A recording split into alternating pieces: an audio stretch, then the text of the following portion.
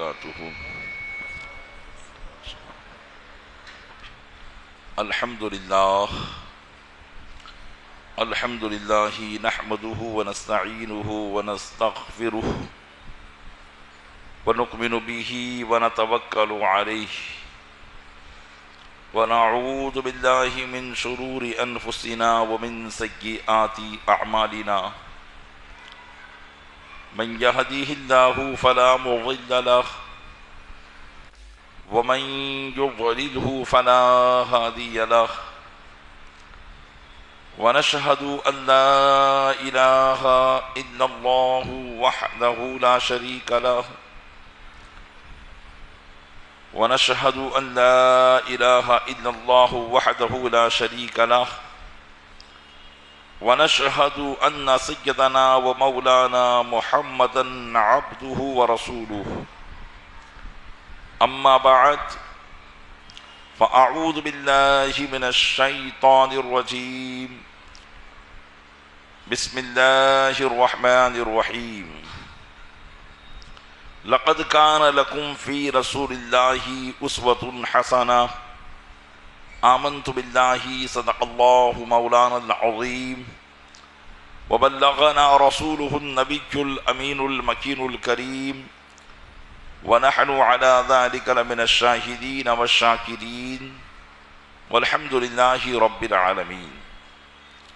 آئیے سب سے پہلے ہم اور آپ آقا انعامدار مدینے کے تاجدار دونوں عالم کے مالک و مختار نائب پروردگار گلشن ہستی کی اولی فصل بہار کے دربار گوہر بار میں درود پاک کا قیمتی ہار پیش کریں. اللہم صلی علی سیدنا شفیعنا نبینا و مولانا محمد معدن الجود والکرم وآلہ وبارک وسلم. عقیدت و محبت کے ساتھ ایک مرتبہ اور پڑھ دیں. اللہم صلی علی سیدنا شفیعنا نبینا و مولانا محمد معدن الجود والکرم وآلہ وبارک وسلم. گنبد خضرا کے تصور کے ساتھ ایک مرتبہ اور پڑھ دیں. اللہم صلی علی سیدنا شفیعنا نبینا و مولانا محمد معدن الجود والکرم منبع العلم والحلم والحکم وآلہ واصحابہ وبارک وسلم. صلاۃ و سلاما سرمدا دائما ابدا علیک یا رسول اللہ. الحمدللہ عز و جل ہم اور آپ اپنے آقا و مولا جناب احمد مجتبیٰ حضرت محمد مصطفیٰ ارواحنا فداہ علیہ التحیۃ والثناء صلی اللہ تعالی علیہ وسلم کی بارگاہ بے کس پناہ میں جشن ولادت کے موقع پر خراج عقیدت پیش کرنے کے لیے حاضر ہوئے ہیں. اللہ تبارک و تعالیٰ کی بارگاہ میں دعا ہے کہ مولا ہمارا یہاں جمع ہونا اپنی بارگاہ میں قبول فرما اور ہماری ان محفلوں کو ہمارے لیے ذریعہ نجات بنا. آمین بجاہ النبی الامین صلی اللہ تعالی علیہ وآلہ واصحابہ تسلیم. حضور اکرم نور مجسم فخر آدم و بنی آدم جناب احمد مجتبیٰ حضرت محمد مصطفیٰ ارواحنا فداہ علیہ التحیۃ والثناء صلی اللہ تعالی علیہ وسلم کی سیرت مبارکہ کے مختلف گوشوں سے گفتگو آپ حضرات سماعت کر رہے ہیں. حضور اکرم صلی اللہ علیہ وسلم اللہ تبارک و تعالیٰ کی بارگاہ کے وہ داعی ہیں کہ آپ کی دعوت اور آپ کی تبلیغ اس قسم کی تھی کہ اللہ تبارک و تعالیٰ نے اپنے محبوب کی اس دعوت و تبلیغ کے ذریعے چار دانگے عالم میں اسلام کو پھیلایا. حضور اکرم صلی اللہ علیہ وسلم اللہ کی بارگاہ سے با اختیار اور مالک و مختار ہیں، اور بوقت دعوت و تبلیغ بھی آپ مالک و مختار تھے، لیکن چونکہ اللہ کی بارگاہ سے کچھ آزمائش کے ایام جب آتے ہیں تو محبوبان خدا باوجود اس کے کہ ان چیزوں کے دفع کرنے پر قادر ہوتے ہیں، لیکن اللہ کی مشیت، اللہ کی چاہت کے تحت وہ ان مصائب و آلام کو دفع نہیں کرتے، بلکہ ہنس کر ان مصائب و آلام سے گزرتے ہیں، آزمائش میں کامیاب ہوتے ہیں اور اللہ کی بارگاہ میں بڑا مقام پاتے ہیں۔ حضور اکرم صلی اللہ علیہ وسلم پر مشرکین کے جو ظلم و ستم کے پہاڑ ٹوٹے، انہوں نے جو اذیتیں تکالیف حضور کو دی، تو کوئی اس سے یہ نہ سمجھے کہ معاذ اللہ رب العالمین حضور ان کے سامنے کمزور تھے، یا حضور ان کے سامنے مجبور تھے، بلکہ یہ اللہ کی مشیت تھی، ورنہ اگر حضور چاہتے تو اللہ تبارک و تعالی آپ کی دعا پر پوری مکہ کی وادی کو تباہ و برباد کر دیتا۔ لیکن یہ ایک مرحلہ ہوتا ہے، ایک موقع ہوتا ہے کہ جس مرحلے سے ہر محبوبان خدا کو گزرنا ہوتا ہے۔ اس لیے اللہ کے محبوب صلی اللہ علیہ وسلم نے اللہ کی راہ میں آنے والی ہر تکلیف کو خندہ پیشانی کے ساتھ قبول کیا، لیکن ان تکالیف کے آگے اپنے مشن کو نہ چھوڑا، بلکہ لگے رہے اور بندگان خدا تک اللہ کے پیغام کو پہنچاتے رہے۔ حضور نبی کریم صلی اللہ علیہ وسلم کو بالعموم اہل مکہ تکالیف پہنچایا کرتے تھے، لیکن بالخصوص چند کافر ایسے تھے جن کا ہر وقت کام یہی ہوتا تھا کہ وہ حضور کو تکلیف پہنچائے۔ حضور اکرم صلی اللہ علیہ وسلم کہ کاشان اقدس یعنی آپ کا جو گھر مبارک تھا، اس گھر کے قریب 3 کافروں کے گھر تھے جو حضور کے پڑوسی تھے۔ ایک تو ابو لہب کا مکان تھا، ایک عقبہ بن ابی معیط کا مکان تھا، اور ایک حکم بن ابو العاص کا مکان تھا۔ یہ تینوں حضور کے پڑوسی تھے، لیکن بجائے اس کے کہ ہمسائیگی اور پڑوسگی کا لحاظ رکھتے، وہ دن بدن حضور کو تکلیف دیتے رہتے تھے۔ خود حضور اکرم صلی اللہ علیہ وسلم بعد میں اپنے صحابہ کو یہ بات بتایا کرتے تھے کہ ارشاد فرمایا، کنتو بینا شر جارین ابی لہب و عقبہ بن ابی معیط۔ حضور نے فرمایا کہ میں 2 شریر پڑوسیوں کے بیچ میں گھرا ہوا تھا، 2 شریر پڑوسی۔ اور آپ جان سکتے ہیں کہ جب پڑوسی خراب ہو جائے تو جینا کتنا دوبھر ہو جاتا ہے، اور پھر وہ پڑوسی دشمن ہو جائے تو پھر اور مشکل ہو جاتا ہے. تو حضور ان کی اذیت کو، ان کی تکلیف کو جو انہوں نے حضور کو دی تھی، یہ بعد میں بھی یاد کرتے تھے، صحابہ کے درمیان بیان کرتے تھے. ارشاد فرمایا کنت بین شر جارین ابی لہب و عقبہ بن ابی معیط، کہ میں دو بدترین شریر پڑوسیوں کے بیچ میں گرا ہوا تھا. ایک ابو لہب تھا اور ایک عقبہ بن ابی معیط تھے. یہ کیا کرتے تھے؟ حضور فرماتے ان کانا لیاتیانی بالفروس فیطرحانها علی بابی، یہ اونٹ اور جانوروں کی لید اور گوبر اٹھا کر لاتے تھے اور میرے دروازے پر ڈال دیا کرتے تھے. اس قسم کی تکلیف یہ حضور اکرم صلی اللہ علیہ وسلم کو دیا کرتے تھے. لیکن حضور اکرم صلی اللہ علیہ وسلم بجائے اس کے کہ اس کا کوئی رد عمل پیش کرتے، ہم اور آپ تو کیا کرتے ہیں کہ اگر کسی کے گھر کا کچرا بغیر اس کی چاہت اور کرنے کے ہوا چلی اور ہمارے گھر پر آ گیا تو ہم کیا کرتے ہیں؟ جھاڑو لگا کر اس کے گھر کی طرف کر دیتے ہیں.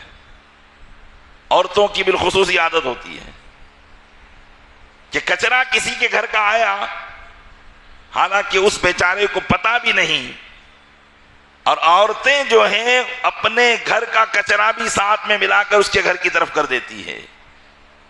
یہ اسوہ حسنہ نہیں ہے، یہ اخلاق حسنہ نہیں ہے.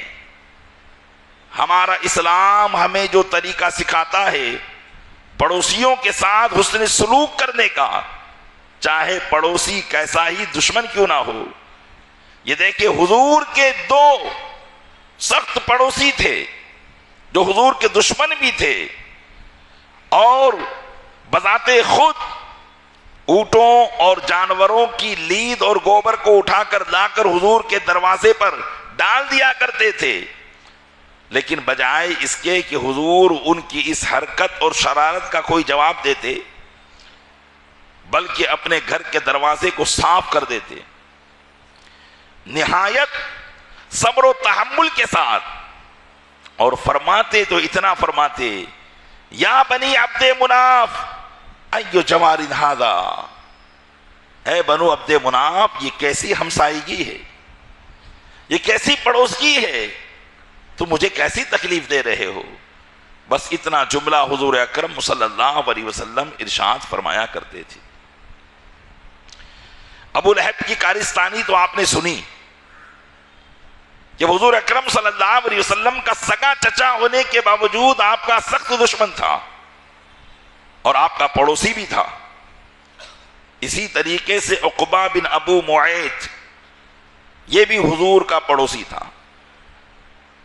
ابتدائے اعلان نبوت کے وقت حضور اکرم صلی اللہ علیہ وسلم عقبہ بن ابو معیط کے گھر پر آیا جایا کرتے تھے، کیونکہ پڑوسی کے گھر پر آنا جانا رہتا ہے. اور ابھی نئی نبوت کا اعلان ہوا تھا تو حضور آ جایا کرتے تھے. حضور کی دعوت تو چل ہی رہی تھی، تبلیغ کا مشن جاری تھا، اور حضور اکرم صلی اللہ علیہ وسلم میرے پڑوسی عقبہ بن ابو معیط کے گھر پر بار بار جاتے، اسے تبلیغ کرتے. تو عقبہ بھی آپ کا اس معنی کر کے لحاظ رکھتا تھا. ایک مرتبہ عقبہ بن ابو معیط کسی تجارتی سفر سے مکہ میں آیا تو اس نے اپنے تمام رشتہ داروں اور مکہ کے تمام سرداروں کی دعوت کی، اور حضور اکرم صلی اللہ علیہ وسلم کو بھی دعوت دی. تو حضور اکرم صلی اللہ علیہ وسلم نے اس کے یہاں پر کھانا کھانے سے انکار کر دیا اور ارشاد فرمایا کہ میں اس وقت تک تمہارے یہاں کھانا نہیں کھاؤں گا جب تک تم لا الہ الا اللہ نہ کہو. تو عقبہ بن ابی معیط نے لا الہ الا اللہ محمد رسول اللہ پڑھ لیا، کلمہ شہادت پڑھ لیا. تو حضور اکرم صلی اللہ علیہ وسلم نے اس کے یہاں پر کھانا تناول فرمایا. دعوت ہو گئی. جب سب لوگ اپنے اپنے گھر چلے گئے تو عقبہ بن ابو معیط کا دوست تھا جو مکہ کے بڑے سرداروں میں ایک تھا جس کا نام تھا ابی بن خلف. لوگوں نے ابی بن خلف کو بتایا کہ ابی بن خلف تیرا دوست عقبہ بن ابو معیط مرتد ہو گیا ہے, اپنے دین سے پھر گیا ہے, اور محمد صلی اللہ علیہ وسلم پر وہ ایمان لے آیا ہے, اس نے ان کے دین کو قبول کر لیا ہے. تو ابی بن خلف عقبہ بن ابو معیط کے پاس آیا اور اس سے بات چیت کی کہ کیا تم نے ایسا کیا ہے؟ تو عقبہ بن ابو معیط نے کہا کہ ایک شریف آدمی میری دعوت پر آیا تھا اور اس نے یہ کہا کہ میں اس وقت تک تمہارا کھانا نہیں کھاؤں گا جب تک تم یہ کلمہ نہ کہہ لو, لہذا میں نے گوارا نہ کیا کہ کوئی میرے گھر پر آئے اور بغیر کھانا کھائے چلا جائے, اس لیے میں نے اس کو خوش کرنے کے لیے زبان سے یہ کلمہ پڑھ لیا ہے. میرا دل اپنے باپ داداؤں کے دین پر ابھی بھی متفق ہے. تو ابی بن خلف نے کہا میں تیری بات کا اس وقت تک اعتماد نہیں کروں گا جب تک کہ تو محمد صلی اللہ علیہ وسلم سے جھگڑا کرے, وہ تجھے ملے تو ان کو تماچے مارے, ان کے منہ پر تھوکے اور ان کی گردن پر اپنے قدم کو رکھے. اگر یہ کام تجھے منظور نہیں ہے تو پھر میرا چہرہ نہ دیکھنا. عقبہ بن ابو معیط حضور کا پڑوسی تو تھا, ابی بن خلف کے کہنے میں آ کر رسول اکرم صلی اللہ علیہ وسلم کو تکلیف دینے کی اس نے ٹھان لی, اور حضور اکرم صلی اللہ علیہ وسلم سے جب اس کا آمنا سامنا ہوا تو اس نے حضور کے چہرے مبارکہ پر تھوکنے کی کوشش کی. جیسے ہی اس نے اپنے بد باطن منہ سے تھوک نکالا تو حضور کی طرف تو کیا جاتا, اللہ نے اس کے تھوک کو انگارہ بنا کر اسی کے چہرے پہ لوٹا دیا, اور جس جگہ پر وہ انگارہ اس کے چہرے پر پڑا اس جگہ پر ایک سفید داغ ہو گیا, اور مرتے دم تک وہ داغ اس کے چہرے پر باقی رہا. اس طریقے سے عقبہ بن ابو معیط نے جسارت کی. قرآن کریم کی آیت اس کے بارے میں نازل ہوئی کہ عقبہ بن ابو معیط کے پڑوسی حضور تھے اور ایک دوستی اس کی ابی بن خلف سے بھی تھی. پڑوسی کے لحاظ میں اس نے کلمہ پڑھ لیا تھا, لیکن اپنے کافر دوست کے لحاظ میں اس نے کہا کہ میں نے دل سے کلمہ نہیں پڑھا بلکہ میں تو محمد صلی اللہ علیہ وسلم کا دشمن ہوں. قرآن کریم میں بیان کیا گیا کہ قیامت کے دن یہ کافر جب اللہ کی بارگاہ میں حاضر ہوگا تو یہ افسوس کرے گا, یہ اپنے ہاتھ کو کاٹے گا. اللہ ارشاد فرماتا ہے یوم یعض الظالم علی یدیہ, ظالم اس دن اپنے ہاتھ کو کاٹے گا افسوس میں, ندامت میں, حسرت میں, کہ جب بندہ شرمندہ ہوتا ہے اور بہت زیادہ شرمندہ ہوتا ہے تو اپنے ہاتھ کو کاٹنے لگتا ہے.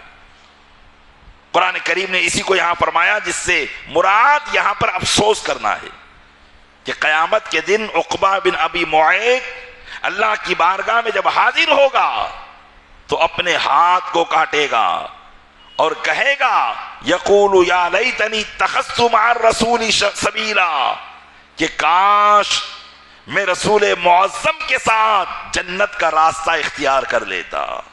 قیامت کے دن وہ افسوس کرے گا کہ میرے پڑوسی حضور مجھے جنت کی طرف بلا رہے تھے لیکن میں جنت کی طرف نہیں گیا. تو قیامت کے دن وہ کہے گا یا لیتنی اتخذت مع الرسول سبیلا, کاش میں رسول معظم کے ساتھ جنت کا راستہ اختیار کر لیتا. یا ویلتا لیتنی لم اتخذ فلانا خلیلا, اور کاش میں فلاں کو اپنا دوست نہ بناتا. یعنی فلاں سے مراد ابی بن خلف، کہ اس کو اپنا دوست نہ بناتا. لقد اضلنی عن الذکر بعد اذ جاءنی، اس نے مجھے ہدایت سے گمراہ کر دیا حالانکہ ہدایت میرے پاس آ چکی تھی.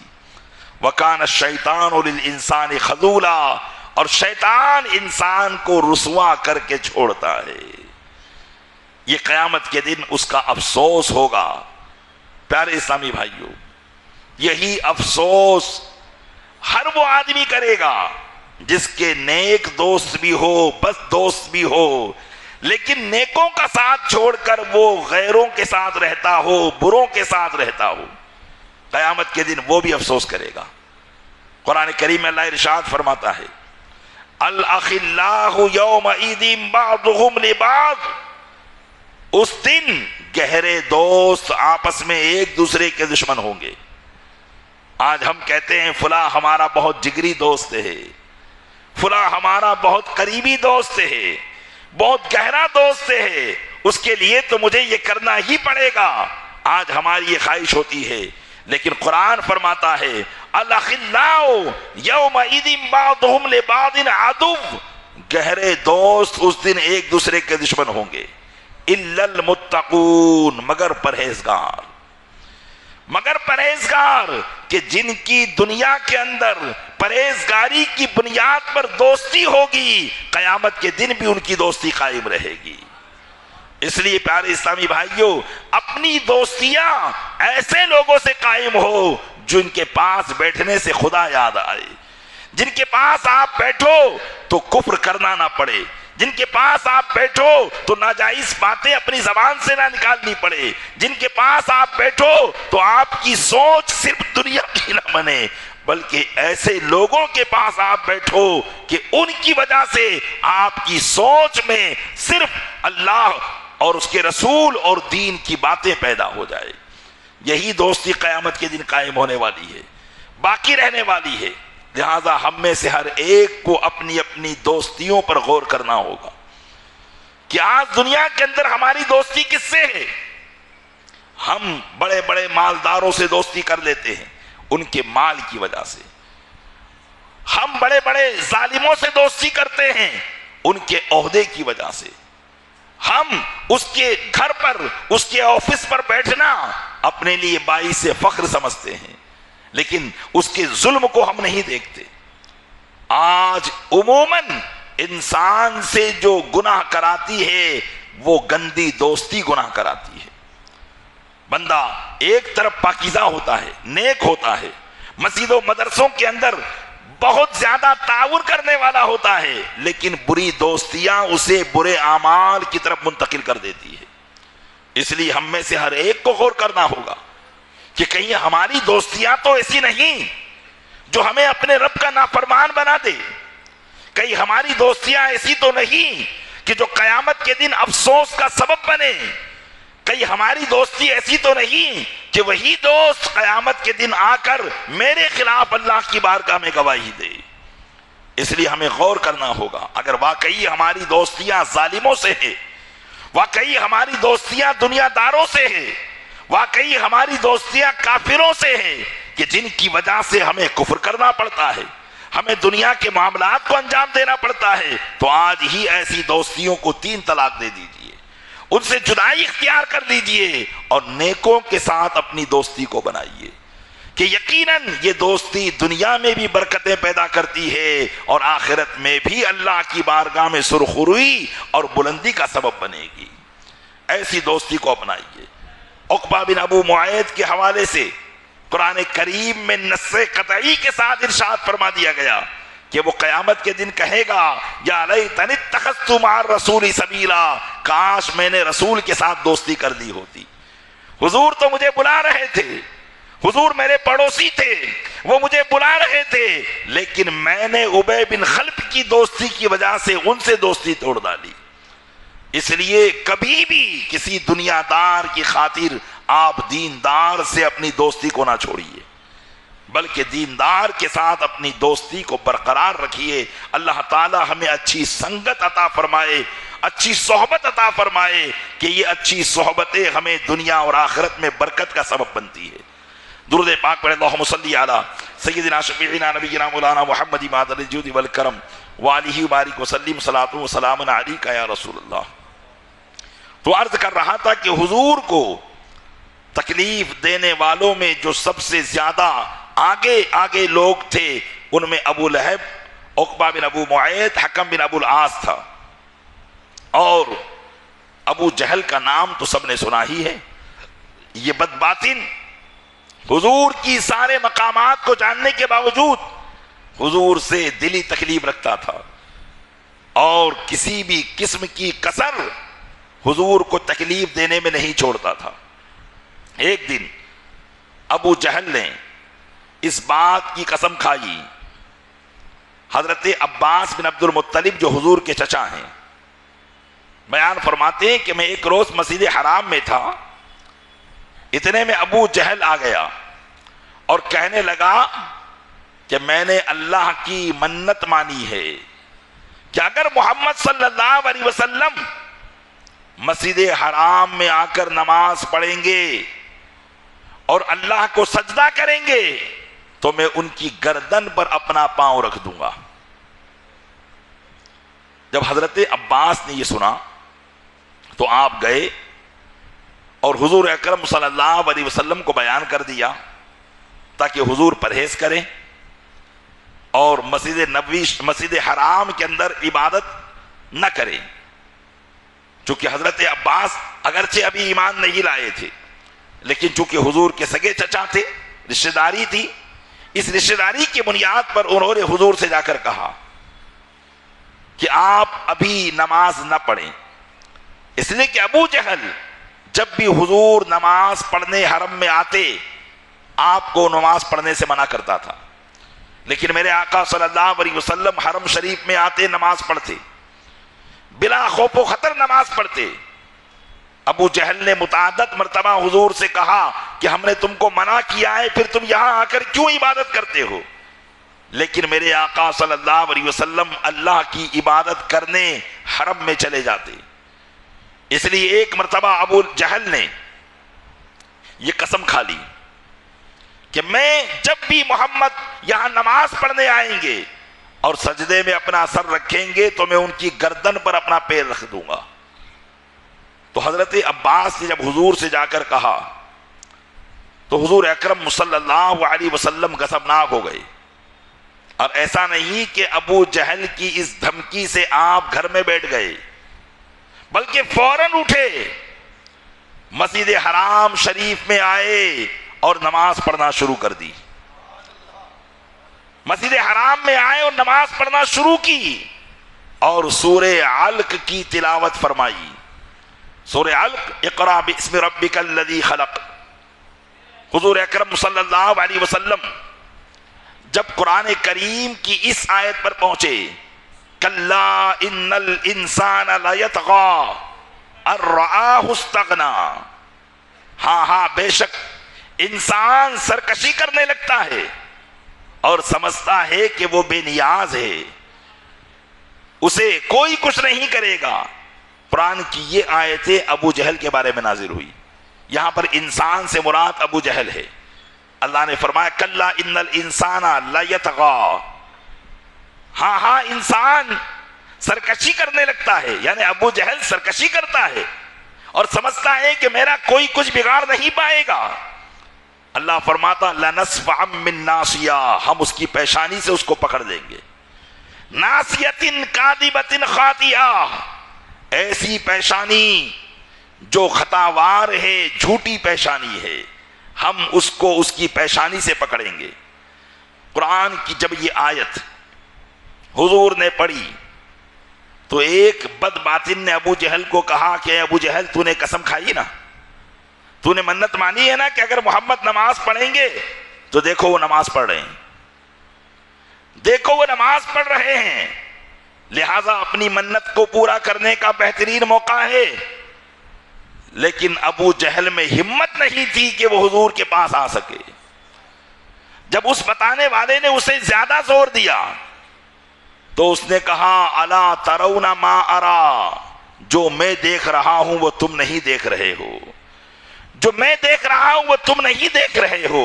واللہ لقد سد افق السماء، قسم خدا کی آسمان کے سارے کنارے مجھ پر بند کر دیے گئے ہیں. اللہ تبارک و تعالیٰ نے اسے دکھایا.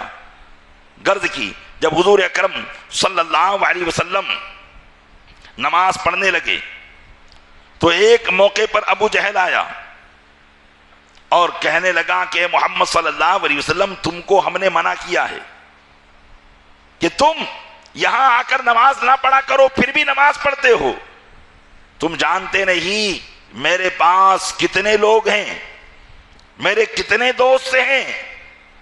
اگر میں اپنے دوستوں کو بلا لوں تو یہ جنگل ان دوستوں سے بھر جائیں گے، میرے پاس اتنے دوست ہیں.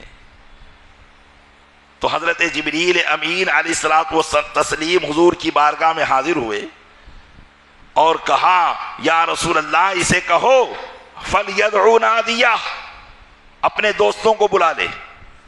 کتنے دوست ہیں؟ بلا لے. سَنَدْعُ الزَّبَانِيَّةَ، ہم بھی ان قریب اپنے فرشتوں کو بھیج دیں گے.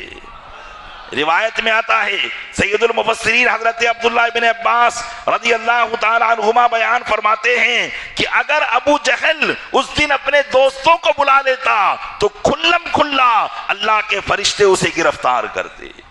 لیکن جیسے ہی حضور نے یہ آیت پڑھی اس کے دل پر ایک دہشت طاری ہوئی اور فوراً وہ وہاں سے بھاگ نکلا.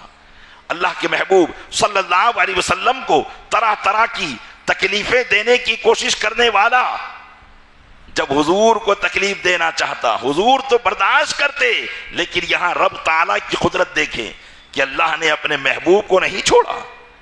قرآن کی آیتیں نازل کی اور حضور نے جب ان آیتوں کو پڑھا تو مشرکین کے دلوں میں دبدبا پیدا ہو گیا. کیسا دبدبا کہ اگرچہ یہ کثرت میں تھے، طاقت میں تھے، قوت میں تھے، لیکن حضور اکرم صلی اللہ علیہ وسلم اگر ان کو کڑی نظر سے بھی دیکھ لیتے تو ان کے دل دہلنے لگ جاتے تھے. یہ اللہ کی طرف سے حضور کو ہیبت عطا کی گئی تھی. خود حضور فرماتے ہیں کہ اللہ تعالیٰ نے مجھے وہ ہیبت عطا کی ہے کہ میرے دشمن 2 مہینوں کی مسافت سے مجھ سے خوف کھا جایا کرتے ہیں. 2 مہینے کی مسافت پر اگر دشمن ہو تو اس کے دل میں خوف بھر جایا کرتا ہے. اللہ نے اپنے محبوب کو یہ ہیبت عطا فرمائی تھی.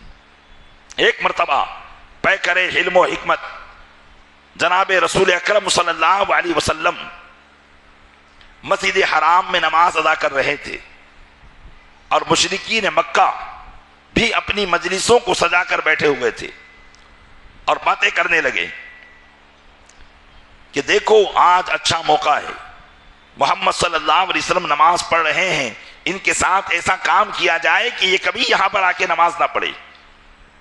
اس لیے انہوں نے کہا کہ فلاں علاقے میں اونٹ ذبح کیے گئے ہیں، کون ہیں جو ان اونٹوں کی اوجڑیوں کو اٹھا کر لائے اور جب وہ سجدے میں جائے تو ان کی پیٹھ پر ڈال دے. عقبہ بن ابو معیط کھڑا ہوا اور کہا یہ کام میں کروں گا. وہ اس علاقے میں گیا اور وہاں سے اونٹوں کی اوجڑیاں اٹھا کر دے آیا اور جیسے ہی حضور اکرم صلی اللہ علیہ وسلم سجدے میں گئے وہ ساری اوجڑیاں اس نے حضور اکرم صلی اللہ علیہ وسلم کی پشت اقدس پہ ڈال دیا. میرے آقا صلی اللہ علیہ وسلم نے سجدہ لمبا کر دیا. لوگ سمجھ رہے ہوں گے کہ یہ سجدہ اس لیے لمبا کیا کہ اوجڑیوں کا بوجھ حضور پر تھا. بات یہ نہیں تھی اوجڑیوں میں کتنا بوجھ ہوگا، اصل بات یہ تھی کہ حضور کو اللہ کی راہ میں ایسی تکلیف کے اندر سجدے میں جو مزہ آ رہا ہوگا اس کے سرور کا حضور ہی پتہ لگا سکتے ہیں. لیکن ادھر مشرکین حضور کی حالت اور کیفیت کو دیکھ کر قہقہے لگانے لگے، ہنسنے لگے اور اتنا ہنسے کہ ہنس ہنس کر ایک دوسرے پر گرنے لگے. حضرت عبداللہ بن مسعود رضی اللہ تعالیٰ عنہ بھی اس موقع پر وہاں پر موجود تھے. حضرت عبداللہ بن مسعود کہتے ہیں کہ میں نے یہ نظارہ اپنی آنکھوں سے دیکھا لیکن میں کمزور تھا، مجھ میں ہمت نہیں تھی کہ میں ان تمام مشرکین سے لڑوں اور حضور کی پشت مبارک سے ان اوجڑیوں کو ہٹا دوں. کسی بھی مرد میں یہ ہمت نہیں تھی کہ وہ ان اوجڑیوں کو ہٹائے. اتنے میں کسی نے حضرت خاتون جنت فاطمہ الزہرا رضی اللہ تعالی عنہا کو خبر دی. آپ اس وقت کم سن تھی، بچی تھی. فوراً دوڑتے ہوئے آئی اور اپنے بابا جان کی پشت مبارک سے اوجڑیوں کو اٹھا کر انہوں نے پھینک دیا.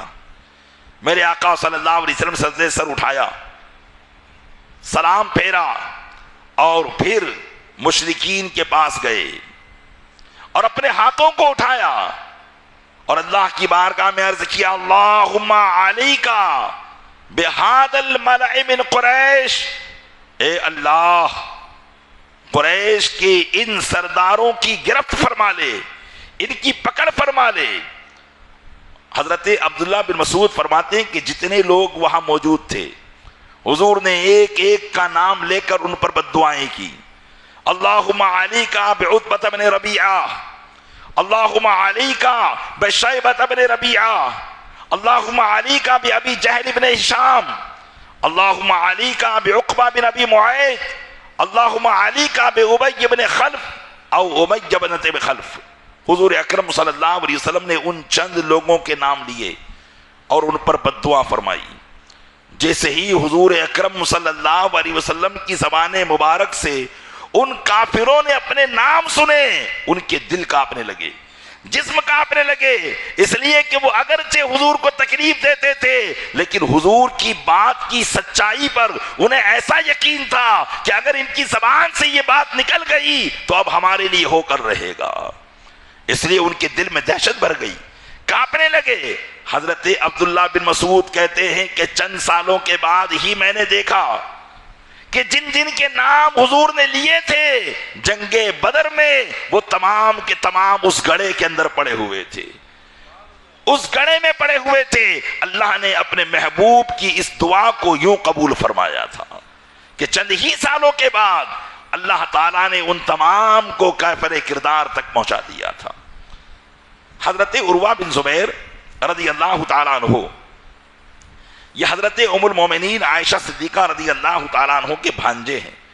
حضرت عروہ بن زبیر رضی اللہ تعالیٰ عنہ یہ کہتے ہیں کہ چونکہ یہ تو مکہ میں تھے نہیں، یہ تو مدینہ منورہ میں پیدا ہوئے.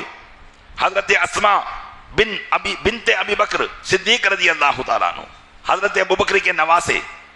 تو حضرت عروہ بن زبیر کہتے ہیں کہ میں نے حضرت عبداللہ بن عمرو بن عاص رضی اللہ تعالیٰ عنہ سے ایک مرتبہ کہا کہ چچا جان آپ تو مکہ میں موجود تھے جس وقت مشرکین حضور کو تکلیف دیتے تھے، ان میں سے کوئی واقعہ مجھے سنائیے. تو حضرت عبداللہ بن عمرو بن عاص نے فرمایا کہ ایک روز حضور اکرم صلی اللہ علیہ وسلم حرم شریف میں نماز ادا فرما رہے تھے کہ عقبہ بن ابو معیط آیا اور اس نے اپنی چادر کا پھندا بنایا اور حضور کے گلے مبارک میں ڈال دیا اور اس میں بل دے کر اتنا کھینچا کہ حضور اکرم صلی اللہ علیہ وسلم کی جو ہے سانسیں رکنے لگی. لیکن حضور نماز میں تھے، کسی میں ہمت نہیں تھی کہ آگے بڑھے. اتنے میں حضرت ابو بکر صدیق رضی اللہ تعالیٰ عنہ آئے اور انہوں نے عقبہ کے کندھے پر ہاتھ مارا اور اس کو ہٹایا اور حضور اکرم صلی اللہ علیہ وسلم کو اس کی گرفت سے آزاد فرمایا اور ارشاد فرمایا اتقتلون رجلا ان یقول ربی اللہ، کیا تم ایسی ذات کو مارتے ہو جو کہتا ہے کہ میرا رب اللہ ہے؟ قد جاءکم بالبینات، اور وہ اپنے اس دعوے پر دلیل بھی پیش کرتا ہے، اس کے باوجود تم اسے مارتے ہو. حضرت ابو بکر صدیق رضی اللہ تعالیٰ عنہ کی بہادری تھی کہ کفار کے اس نرگھڑے میں حضرت ابو بکر صدیق رضی اللہ تعالیٰ عنہ آئے. اسی طریقے سے ایک واقعہ اور حضرت عبداللہ بن عمرو بن عاص رضی اللہ تعالیٰ عنہ بتاتے ہیں کہ ایک مرتبہ حضور اکرم صلی اللہ علیہ وسلم طواف فرما رہے تھے اور جہاں مکہ کے سردار مجلسیں بنا کر بیٹھا کرتے تھے، ظاہر سی بات ہے کہ طواف کرنے والا حاجی حرم کے چاروں طرف سے چکر لگاتا ہے، تو ان کے جو بیٹھنے کی جگہ تھی حضور وہاں پہنچے تو وہ حضور کو دیکھ کر حضور کے خلاف باتیں کرنے لگے اور آپ کو برا بھلا کہنے لگے. میرے آقا صلی اللہ علیہ وسلم کے چہرے پر ناراضگی کے آثار ظاہر ہوئے۔ پھر جب حضور واپس طواف کر کے اس جگہ پر پہنچے تو واپس یہ کہنے لگے۔ تیسری مرتبہ جب پہنچے تب بھی یہ حضور کی شان میں گستاخی کرنے لگے۔ میرے آقا صلی اللہ علیہ وسلم وہیں کھڑے ہو گئے اور اب کی مرتبہ ارشاد فرمایا، اتسمعون یا معاشر قریش اما والذی نفسی بیدیہ لقد جئتکم بالذبح۔ اے قریش کی جماعت، تم نے سنا؟ قسم اس ذات کی جس کے قبضے قدرت میں میری جان ہے، میں تمہاری ہلاکت اور بربادی کا پیغام لے کر آیا ہوں۔ جیسے ہی حضور کے زبان مبارک سے ان الفاظ کا نکلنا تھا کہ قد جئتکم بالذبح، میں تمہاری ہلاکت، قتل اور بربادی کا پیغام لے کر آیا ہوں، ان کے اوسان خطا ہو گئے، وہ ڈر گئے اور ایسے چپ ہو گئے جیسے ان کے سروں پر پرندے بیٹھے ہوئے ہو۔ یہاں تک کہ حضور سے بالکل نرمی سے بات کرنے لگے اور کہنے لگے، انصرف یا ابو القاسم فما کنت بجہول، اے ابو القاسم آپ چلے جائیے، آپ پہلے تو کبھی ایسی بات نہیں کرتے تھے۔ اتنی آسانی کے ساتھ حضور صلی اللہ علیہ وسلم سے باتیں کرنے لگے تو حضور اکرم صلی اللہ علیہ وسلم وہاں سے تشریف لے گئے، اور اس طریقے سے حضرت عبداللہ فرماتے ہیں کہ میں وہاں پر موجود تھا، اور حضور اکرم صلی اللہ علیہ وسلم ایک مرتبہ پھر جب طواف کعبہ کر رہے تھے تو مشرکین حضور پر بڑبڑانے لگے، اور کل کے واقعے کو کہ حضور نے جب ان کو ڈانٹا تو کسی میں کوئی مجال نہ ہوئی کہ حضور کا جواب دے، تو کل کے واقعے کو لے کر باتیں کرنے لگے کہ کل محمد نے تم کو ڈانٹا، تم کو دھمکی دی اور تم نے کچھ اس کا جواب نہیں دیا۔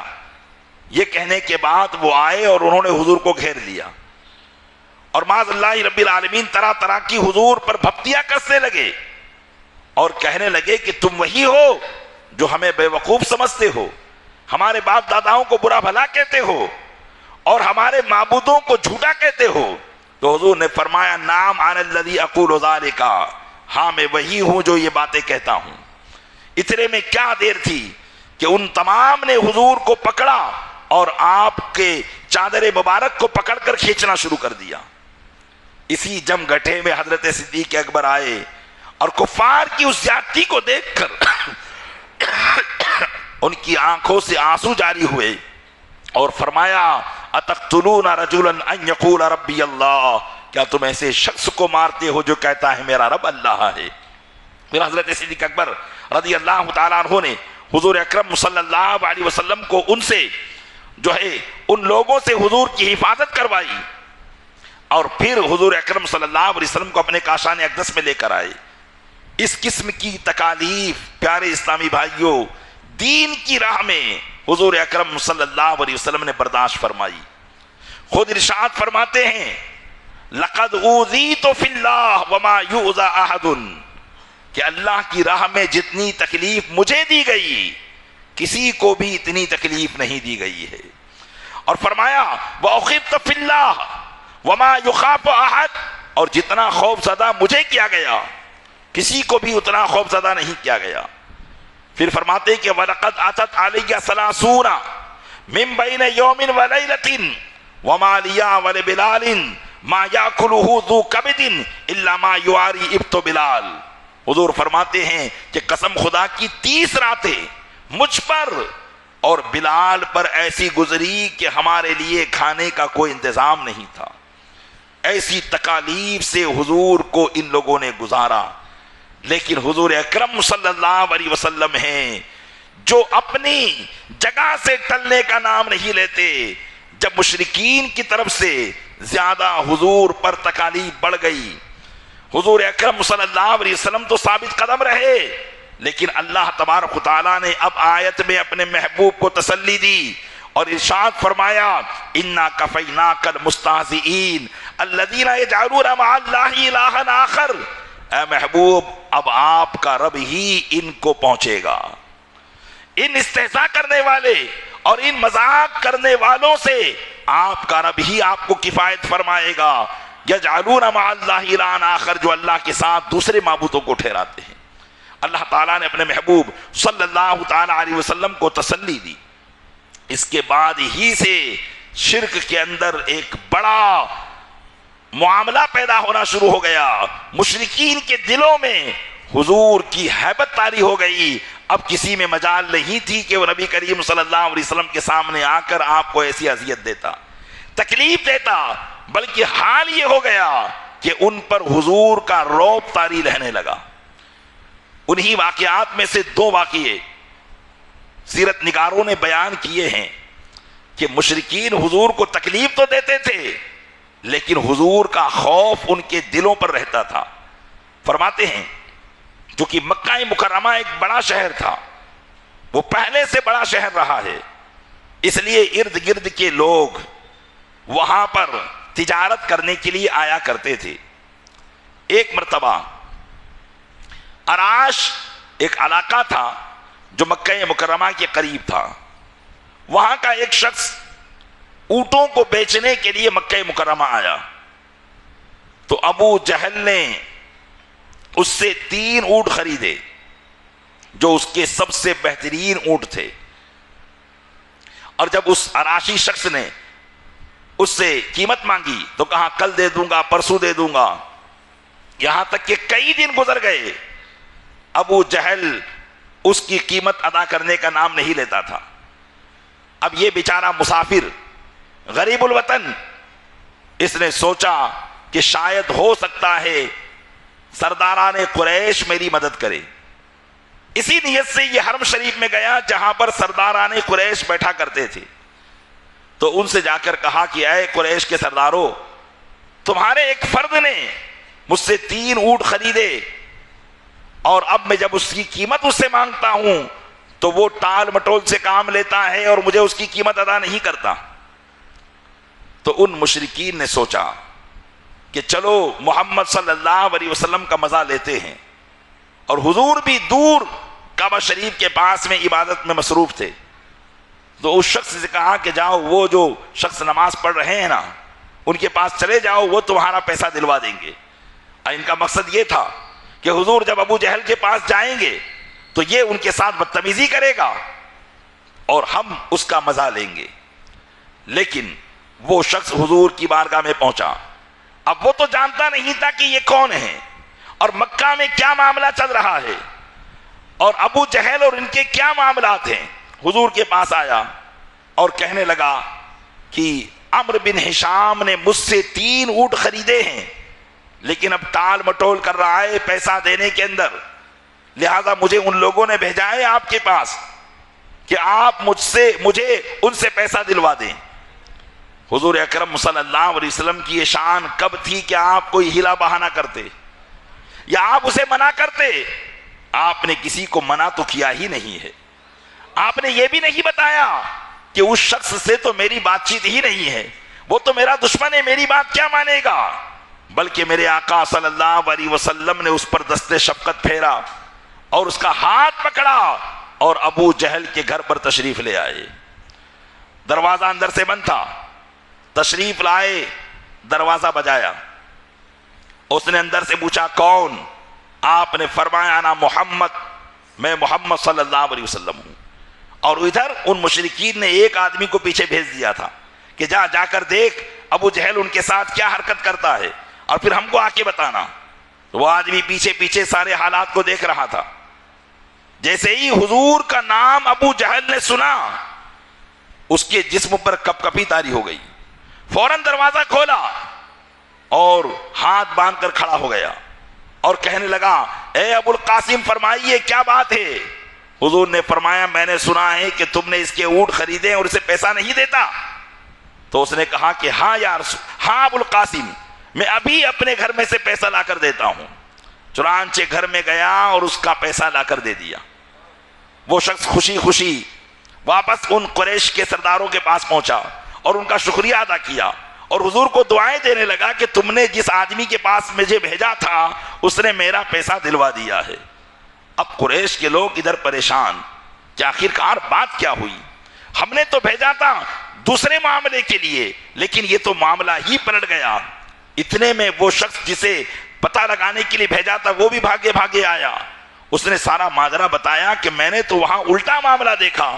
ابو جہل تو ان کے سامنے ایسا کانپ رہا تھا جیسے خوف زدہ ہو گیا ہو, اور جیسے ہی انہوں نے کہا کہ پیسہ دے دو, فوراً گھر کے اندر گیا اور سارا پیسہ لا کر دے دیا. اتنے میں ابو جہل بھی منہ لٹکائے ہوئے ان تک پہنچا اور کہا کہ عمرو بن ہشام, ہم نے تو تیرے پاس محمد کو اس لیے بھیجا تھا تاکہ تو ان کی پٹائی کرتا معاذ اللہ, یا ان کو برا بھلا کہتا, لیکن تو خوف زدہ ہو گیا. کہنے لگا جیسے ہی میں نے ان کی آواز سنی نہ معلوم کیسا خوف میرے دل میں سمایا کہ میرا جسم کانپنے لگا. اور میں جب دروازہ کھولتا ہوں تو کیا دیکھتا ہوں کہ محمد صلی اللہ علیہ وسلم کے ساتھ ایک بڑا اونٹ کھڑا ہوا ہے جو اپنے جبڑے کو کھولے ہوئے ہے اور اسی انتظار میں ہے کہ اگر میں کوئی حرکت کروں تو وہ مجھے چبا جائے. بس میں نے سارا کا سارا پیسہ لا کر دے دیا. اللہ تعالیٰ نے اپنے محبوب کو ایسی ہیبت عطا فرمائی تھی. یہ مشرکین اگرچہ تنہائی میں یا دھوکے سے یا نماز کی حالت میں شرارت کرتے, لیکن جب حضور ان کو ترچھی نظر سے دیکھ لیتے ان کی حالت بگڑنے لگ جاتی. ایک واقعہ اور سیرت نگاروں نے لکھا ہے کہ زبید ایک یمن کا علاقہ تھا, وہاں سے بھی تاجرین آیا کرتے تھے مکہ کے اندر اور تجارت کیا کرتے تھے. ایک مرتبہ ایک زبیدی شخص جو زبید کا رہنے والا تھا وہ مشرکین مکہ کے پاس آیا اور کہنے لگا, اے سرداران قریش, اب تمہارے شہر میں آ کر کون تجارت کرے گا؟ تم تو اب لوگوں پر ظلم کر رہے ہو, تاجروں پر ظلم کر رہے ہو. تو انہوں نے پوچھا کیا ماجرا ہوا؟ کہا اصل بات یہ ہے کہ میں بہترین قسم کے اونٹ لے کر آیا تھا اور ان اونٹوں کو میں نے بازار میں قیمت پہ لگایا, لوگ ایک سے ایک قیمت دے رہے تھے. اتنے میں عمرو بن ہشام آیا اور اس نے کہا کہ مجھے ان اونٹوں کی اتنی قیمت چاہیے, اتنی قیمت میں یہ اونٹ چاہیے, اور اس نے اتنی کم قیمت لگائی کہ وہ ایک اونٹ کی قیمت بھی نہیں ہے, اور اس قیمت میں وہ تینوں اونٹ کو لینا چاہتا تھا. تو میں نے اسے اونٹ بیچنے سے منع کر دیا. تو عمرو بن ہشام نے یہ اعلان کیا کہ سنو, اس سے کوئی بھی اونٹ نہیں خریدے گا. جیسے آج بھی اس قسم کے مافیا ہوتے ہیں, ہر علاقے میں اس قسم کے لوگ ہوتے ہیں جو چاہتے ہیں کہ سارے لوگ ہم ہی کو بیچے, کوئی دوسرا اس کو نہ بیچے, اور بیچنے والا بیچارہ اتنا پریشان ہوتا ہے کہ سستے دام وہ ان لوگوں کو بیچ کر اسے جانا پڑتا ہے. اس قسم کی ابو جہلیت آج بھی مسلمانوں میں قائم ہے.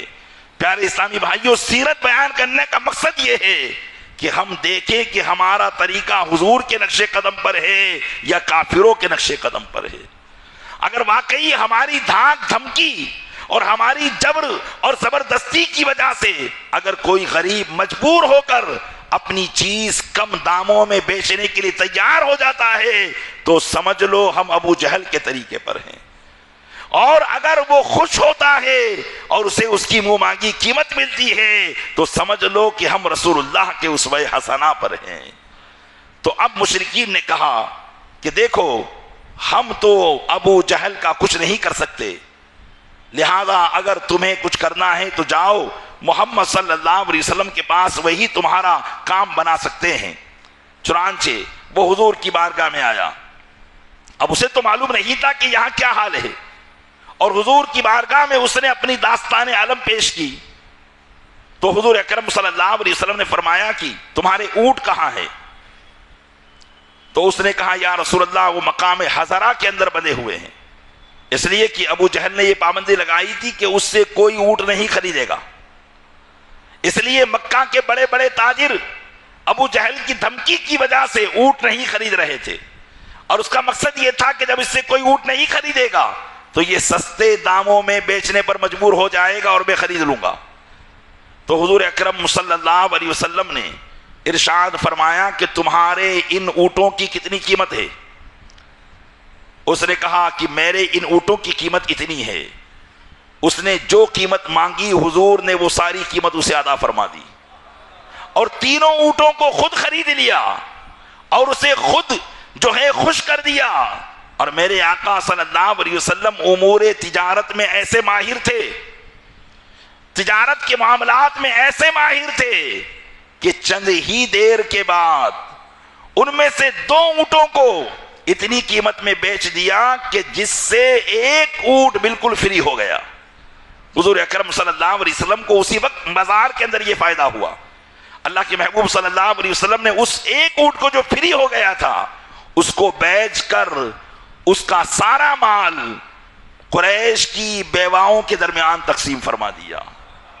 اب حضور اکرم صلی اللہ علیہ وسلم کو جب یہ پتا چلا کہ اس بیچارے کو ابو جہل نے پریشان کیا تھا، ابو جہل بھی بازار میں ایک جگہ پر بیٹھا تھا اور سارے ماجرے دیکھ رہا تھا کہ محمد صلی اللہ علیہ وسلم نے اس کے اونٹ منہ مانگی قیمت میں خرید لیے ہیں، لیکن اس میں حضور سے گفتگو کی کوئی طاقت نہیں تھی کہ وہ حضور کو آ کر کچھ کہتا۔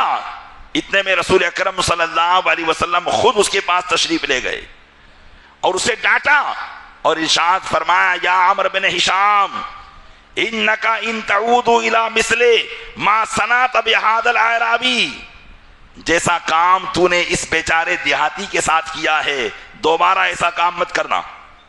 فترا من ما کریگا ما تکرہو، اگر دوبارہ ایسا کام کرے گا تو پھر تو وہ دیکھے گا جو تجھے پسند نہیں ہوگا۔